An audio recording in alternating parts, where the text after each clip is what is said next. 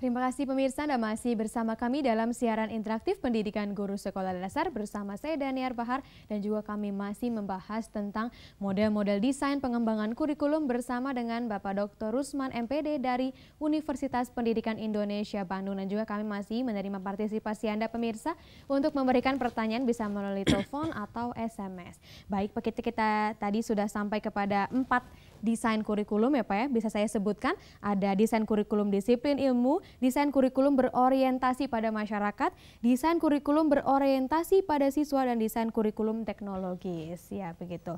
Untuk kali ini Pak, ada apa lagi yang bisa Bapak jelaskan tentang pengembangan kurikulum? Ya. Jadi berikutnya tentang pendekatan pengembangan kurikulum yang tadi juga sudah dikupas sedikit tentang tadi ya top down itu. Oh ya. baik. Nah mungkin tadi sudah bahkan dibahas kelebihan kelemahannya. Nah sekarang kita bagaimana terjadi di lapangan. Ya. Jadi top down ini biasanya itu dibuat oleh pemerintah, pengembangan kurikulum oleh pusat ya. Karena top itu paling atas, yaitu level Kementerian Pendidikan gitu ya. Nah biasanya di sini kita tuh punya yang namanya Puskurbuk ya di Kemendikbud itu. Jadi Pusat Kurikulum dan Perbukuan itu yang mengembangkan kurikulum. Yang kedua kita punya BSNP namanya yang mengembangkan standar. Salah satu standar isi itu kurikulum. Ya. Nah di sini yang dilakukan adalah membentuk tim biasanya. Ya ada kelompok-kelompok kerja. Termasuk saya ikut dalam tim pengembang kurikulum, yaitu ada tim. Nah di situ membentuk tim ya. Lalu menyusun kelompok kerja, lalu mengkaji tiap tim itu untuk mengembangkan kurikulum yang ada di Indonesia ini. Lalu baru setelah itu diuji coba, direvisi dan didiseminasikan atau sebarluaskan. Nah, ini yang top down. Jadi dari atas gitu ya. Pengembangan kurikulumnya dari pusat. Jadi kalau di bawah belum ada riak-riak, ya atas harus tetap gitu ya. Seperti itu. Nah yang kedua ini adalah grassroots tadi, yang bottom up tadi dari ya, yang dari bawah ke atas. Nah tadi saya bilang ini adalah dari guru. Betul. Ya guru ada keresahan gitu ya, guru ada masalah-masalah, sehingga di sini langkahnya adalah menyadari adanya masalah. Betul, itu dia langkah pertama ya Pak ya. Tapi guru, sebelum wah ini ada masalah-masalah kurikulum misalnya mungkin harus disempurnakan lah, kok seperti ini seperti itu. Mengapa karakter muncul, salah satunya juga mungkin keresahan-keresahan itu yang muncul gitu ya. Jadi memang itu ya harus sekarang menyadari lulus pendidikan kok hanya ciptakan orang pintar saja tapi tidak beretika gitu kan, sekarang banyak tawuran segala macam gitu kan. Lalu baru mengadakan refleksi. Nah ini mengevaluasi diri ya di sekolah itu sendiri oleh para guru. Lalu mengajukan hipotesis. Nah jangan-jangan ini nih masalahnya gitu kan. Cobalah kita bongkar, kita rubah, kita sempurnakan gitu kan. Lalu implementasi perencanaan. Nah kita buat rancangannya sampai evaluasinya. Baru menyusun laporan dan laporkan ke atas. Baik. Itu dia. Harus seperti apa gitu yang harus dikembangkan. Biar atas juga tahu. Itu sangat senang pemerintah kalau ada usulan dari para guru sekolah tentang apa yang terjadi di bawah dalam gitu, lingkungannya. di level grassroots tadi, akar rumput istilahnya. Ya, baik. Jadi oleh para guru-guru di lapangan. Baik, itu dia, nanti kita akan bahas lebih lanjut lagi ya Pak ya. Tapi sebelum itu ada satu orang penelpon yang ingin bertanya. Halo, siaran interaktif. Halo. Iya, halo, dengan siapa di mana? Dari Bapak Budi Eko. Iya, silakan Bapak Budi Eko pertanyaannya. Iya, baik. Gini Pak, kalau di daerah Jakarta itu kan karakteristik wilayahnya itu kan kota maju, banyak teknologi yang bisa ditemui. Jadi pengajaran kurikulum pun kita bisa lebih mudah. Kalau di daerah pedesaan banyak minim, infrastruktur minim, dan itu kita bisa pakai konsep yang tadi Bapak jelaskan, itu CLT tadi. Tapi bagaimana kalau daerah pinggiran, di daerah seperti rumah kami ini gitu loh Pak, perbatasan di antara kota yang maju tinggi dengan yang juga ada wilayah yang tidak maju. Kira-kira kurikulum yang bagaimana yang tepat untuk di wilayah kami? Iya. Baik, itu dia. Terima kasih Bapak Budi Eko. Pertanyaan sangat menarik sekali ya Pak ya. Ini benar-benar langsung diaplikasikan mungkin oleh Bapak Budi Eko. Yang paling pas yang mana Pak? Karena ada satu sisi yang berada di tengah-tengah begitu ya Pak ya. Dua sisi, yang satu tinggi, yang satu teknologinya masih cukup rendah. Silakan Pak. Ya. Jadi sebenarnya nih Pak Eko tadi ya tidak ada masalah dalam kurikulum ya. Karena dimanapun seluruh Indonesia ini kita sama penerapan kurikulum, kita punya standar isi. Jadi kita punya standar oleh pemerintah sama semua. Nanti pengembangannya oleh daerah, oleh sekolah gitu ya. Jadi sekolah mengembangkan sendiri, silakan sesuai kemampuan sekolahnya itu sendiri, di mana sekolah letaknya itu berada, kemampuan gurunya seperti apa, itu seperti itu. Jadi sekarang justru lebih enak ya. Kalau dulu kita sama dipukul rata, nah sekarang kan namanya dekonsentrasi. Dekonsentrasi tadi pengembangan standarnya oleh pusat, tapi pengembangan kurikulum berikutnya perangkatnya oleh guru-guru sekolah. sendiri. Namanya kan KTSP, kurikulum tingkat satuan pendidikan. Jadi sekolah-sekolah mengembangkan sesuai dengan kemampuan sekolah itu sendiri. Apakah sarannya lengkap atau tidak, silakan. Bahkan ada yang sekarang namanya muatan lokal. Jadi ada mata pelajaran muatan lokal, artinya mata pelajaran apa yang dikembangkan di sekolah itu sendiri, silakan bebas. Di sekolah di Bekasi tadi, mungkin apa nih yang perlu namanya dilestarikan tentang budayanya atau mungkin tentang ilmunya, itu silakan saja. Saya contoh pernah kemarin kan seperti di Tasik dan di Indramayu ada membatik, itu masuk ke kurikulum. Membatik itu ya namanya kurikulum muatan lokal gitu. Kalau di kota-kota besar mungkin TIK masuk muatan lokal, jadi belajar ICT sejak usia sekolah dasar gitu. Nah di Bekasi mungkin tadi Pak Budi tadi yang tahu persis apa yang perlu dikembangkan, silakan gitu. Jadi kurikulum nggak ada masalah sebenarnya, karena kita pengembangannya di satuan pendidikan, di sekolah. Jadi sesuaikan aja lah kemampuannya. Bahkan KKM sendiri ya, passing di sekolah itu sekolah yang menentukan. Sendiri ya. Mau berapa, mau 6, mau 5, mau 4, itu silakan saja. Jadi kemampuan sekolah seperti apa. Jadi nggak ada masalah menurut saya ya. Jadi sekarang ini sudah KTSP. Jadi sekolah punya hak, guru punya hak untuk mengembangkan kurikulum sendiri sesuai kemampuan sekolah dan guru itu sendiri. Seperti itu ya. Ya mungkin yang dimaksud oleh dari atas itu adalah awalnya saja ya Pak ya, kurikulum yang harus standarnya saja, standar isi dan juga kompetensi dasar ya Pak ya, yang biasanya diberikan oleh pemerintah. Baik itu dia, terima kasih Bapak Budi Eko, pertanyaan sangat menarik sekali. Lanjutkan kembali Pak kita kepada pembahasan, dari kita sudah sampai ke grassroots ya Pak ya. Nah ini yang kedua ya, jadi yang kedua grassroots itu artinya akar rumput, jadi dari bawah. Jadi guru yang merasakan masalah tentang kurikulum, pembelajaran seperti apa, lalu dia buat gitu ya sampai dia melaporkan ke atas. Nah seperti itu ya. Jadi nanti pemerintah tinggal menerima laporan apa yang mau dibenahi gitu ya, seperti itu. Tapi Pak sebenarnya untuk dalam kenyataannya ini kan menurut yang Bapak sudah sebutkan, dua hal ini digunakan oleh Indonesia ya Pak ya. Dalam kenyataannya apakah sudah benar-benar tersampaikan begitu Pak keluh-keluhan yang ada di dalam masyarakat Indonesia, begitu guru-guru yang benar-benar melaksanakan tugasnya di sekolah masing-masing kemudian disalurkan kepada pemerintah? Ya, saya kira tetap ada ya dalam pembangunan kurikulum di pusat itu berarti kok tidak langsung serta-merta main begini, tapi juga dia mendengar keluhan dari bawah tadi yang tadi.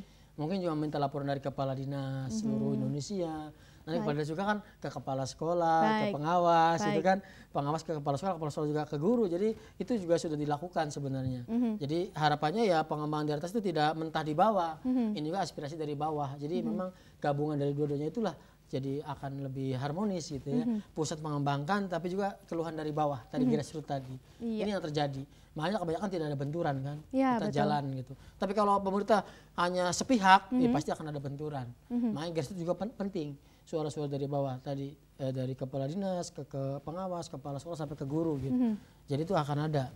Akan kesinambungannya yang sangat bagus sekali ya. Karena memang sekarang sudah ada beberapa iklan masyarakat juga menjelaskan bahwa pentingnya beberapa guru berkelompok begitu ya, Pak, membentuk suatu diskusi, membentuk tim begitu PKG ya. Itu namanya. Betul sekali sudah Pak. Ada PKG semua mata pelajaran. Betul. Bahkan ada ketuanya, ada koordinatornya. Itu saya kira bagus. Itu dia yang nantinya akan dibawa kepada pemerintah akhirnya. Itu membantu ya dalam desain kurikulum. Kan mereka bisa berdiskusi tentang bagaimana mendesain kurikulum RPP itu. Ya mungkin RPP kan boleh dirembukan tapi tetap nanti lapornya masing-masing guru punya sendiri gitu, seperti itu. Baik, itu dia. Dilanjutkan kembali ya Pak ya. Tadi kita sudah sampai lanjut ke model pengembangan kurikulum yang pertama. Ini model Tiller yang tadi saya katakan ada 4 ya. Ada 4 langkah. Ini yang real diterapkan di kita ya. Indonesia kan menerapkan salah satunya Tiller ini. Jadi dalam pengembangan desain kurikulum atau silabus RPP itu ada 4 langkah. Yang pertama menetapkan tujuan dari kompetensi. Tadi kata Daniel itu ada SKKD tadi ya. Standar kompetensi dasar itu sudah ada di standar isi. Nah guru nanti mengembangkan indikator atau tujuan khusus pembelajaran. Nah itu menetapkan tujuan.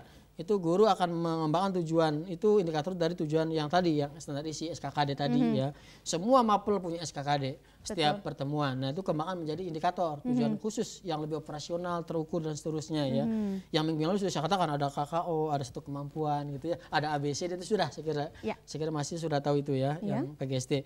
Lalu yang kedua menentukan pengalaman belajar atau aktivitas belajar. Nah di sini langkah-langkahnya apa dalam mengajar itu dirancang dalam desain kurikulum.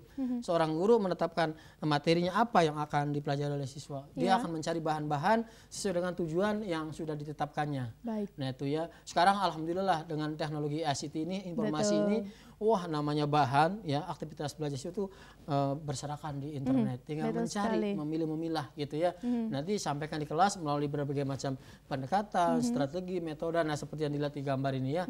Jadi kan ini banyak yang bisa dilakukan guru ya, tidak hanya ceramah gitu ya. Bahkan dengan menyanyi, dengan berdiskusi, dengan eksplorasi, elaborasi akan lebih senang gitu ya. Betul Silakan. sekali. Itu menentukan aktivitas belajar. Saya kira sumber-sumber itu sangat banyak sekali. Bahkan sekarang bingung mencarinya Iya. karena memilihnya gitu Betul ya. sekali. Karena terlalu banyak di internet itu ya bahan-bahan. Kalau dulu kan susah mencari karena tidak ada internet. Sekarang justru banyak. Nah ini silakan kembangkan. Nah yang ketiga ini mengorganisasikan pengalaman belajar. Jadi pakai strateginya apa, modelnya apa, tadi seperti tayangan itu pendekatannya apa gitu kan. Itu guru silakan menetapkan banyak model. Ya ada model kooperatif, ada model pakem, ada model berbasis proyek. Saya bahkan nulis buku ada 12 model tuh, model-model pembelajarannya. Silakan guru kembangkan model yang mana, jangan hanya satu model saja nanti bosen gitu kan. Betul. Ada juga multi strategi, multi pendekatan, bahkan multi metode gitu ya. Nah ini silakan terapkan langkah ketiga ini. Kembangkan langkah-langkahnya itu dalam kelas, di luar kelas gitu ya. Nah terakhir evaluasi. Betul. Jadi seorang guru harus menetapkan kriteria penilaiannya seperti apa, batas lulusnya seperti apa, sampai soalnya kayak apa, kuncinya apa, sampai nanti tinggal diterapkan di sekolah gitu ya dalam pembelajaran. Seperti itu. Ini model yang pertama, Tiller. Ya. Itu dia Tiller. Kemudian tadi sudah Bapak sebutkan ada Hilda Taba ya Pak ya, model Ya, ini Taba. model yang kedua ya. Saya hanya 3 model saja karena waktu terbatas ya. Baik. Nah, Hilda Taba ini model yang kedua ya. Ini langkahnya agak sedikit banyak ya. Tapi bukan berarti tidak boleh diterapkan. Seorang guru boleh menerapkan Hilda Taba ini ya. Itu langkahnya ada berapa? 5 ya, 5 langkah. Ya, betul, ya. 5 langkah. Langkah pertama ini melakukan unit percobaan. Jadi melakukan uji coba dulu. Kalau model Taba ini. Iya. Seperti apa sih yang terjadi di lapangan gitu ya. Baru yang keduanya ini menguji coba eksperimen. Ya. Baik. Nah, Sudah ini juga membawa bisa dilakukan. model yang akan dilakukan Ya, begitu saya kira ya. untuk mapel kimia gitu ya, yang baik. berbau eksperimen itu akan mudah Baik. dilakukan. Tapi kalau yang mungkin IPS ya tadi ya Tiller saja gitu kan. Ini kan bisa dipilih model ini ya. Betul. Lalu yang ketiga ini merevisi dan mengkonsolidasi unit eksperimen. Nah ini biasanya untuk mapel-mapel yang tadi berbau-bau eksperimen boleh memakai data ini ya. Lalu yang keempat ini adalah mengembangkan seluruh kerangka kurikulum, dan yang terakhir ini implementasi diseminasi kurikulum.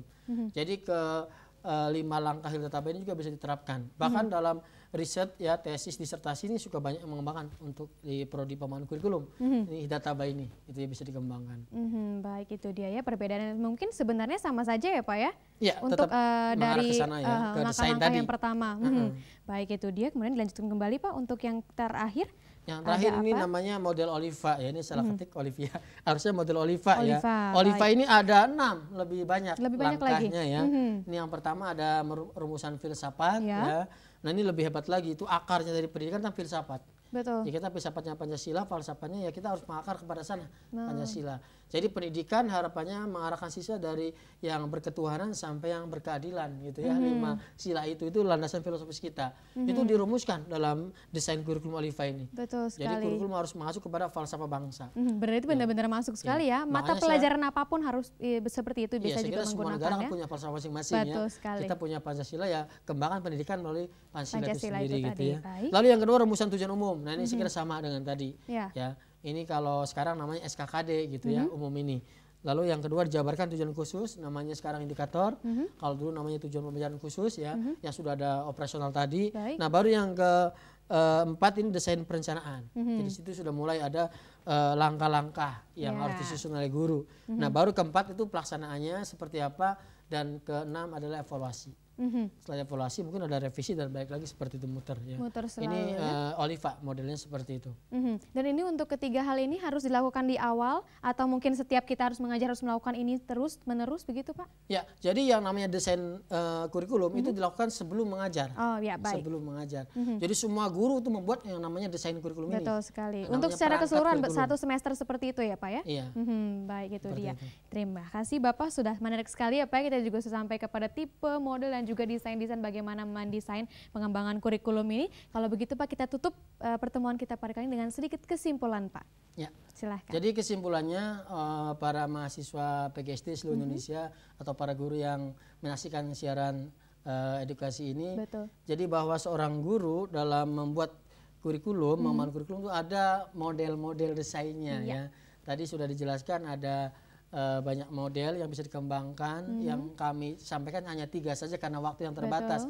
Mungkin ada model-model yang lain, itu silahkan dipelajari ya oleh para guru, dan semua diterapkan dalam menyusun desain kurikulum, baik itu silabus maupun rencana pelaksanaan pembelajaran, sehingga harapannya pembelajaran yang dilaksanakan tuh betul-betul terencana dengan baik ya, bisa mengarahkan siswa, bisa membuat siswa jadi orang yang bermanfaat bagi kehidupan di masa sekarang maupun yang akan datang. Iya, baik, itu dia. Itu merupakan harapan kita bersama ya Pak ya. Terima kasih Bapak sudah hadir bersama kita semua. Terima kasih juga pemirsa sudah menerima partisipasi, memberikan pertanyaan melalui telepon atau mungkin melalui SMS. Kami juga meminta maaf apabila ada yang tidak sempat dijawab oleh kami semua. Kalau begitu, saya Daniar Bahar, Bapak Dr. Rusman MPD dan juga seluruh kru yang bertugas mohon undur diri. Tetap saksikan terus siaran interaktif pendidikan guru sekolah dasar hanya di Televisi Edukasi. Sampai jumpa. Terima kasih Pak. Musiknya hilang.